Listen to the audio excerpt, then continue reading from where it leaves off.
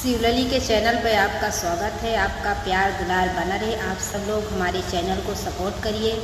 धन्यवाद आपका। आपको जैसा नाच गीत अच्छा लगे तो कमेंट बॉक्स में ज़रूर लिख के बताइएगा। साउरे माँ भौरे लगाऊ बना ना दाना बोलाई बाई है सैया। साउरे माँ भौरे लगाई बना ना दाना बोलाई बाई है सैया। नंदरानी आई है तो ढियर ढियर खई है। नंदरानी आई है तो ढियर ढियर खई है। अरे कोठिया कई चुकी जाए गहुआ नदन बोलई बई है सैया। अरे कोठिया कई चुकी जाए गहुआ नदन बोलई बई है सैया। साउरी माँ भौरी लगाई बना नदन बोलई बई है सैया। नंदरानी आई है तो घर घर घूमी है।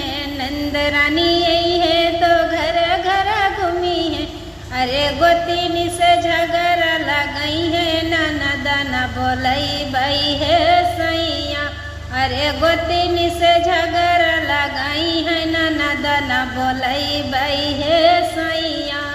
साउरी माँ भौरी लगाई बना नदन बोलई बई है सैया।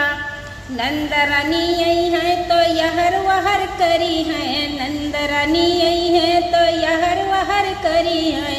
अरे तू से झगड़ा लगाई है नदन बोलई बई है सैया। अरे तू से झगड़ा करई है नदन बोलई बई है सैया। साउरी माँ भौरी लगाई बना नदन बोलई बई है सैया।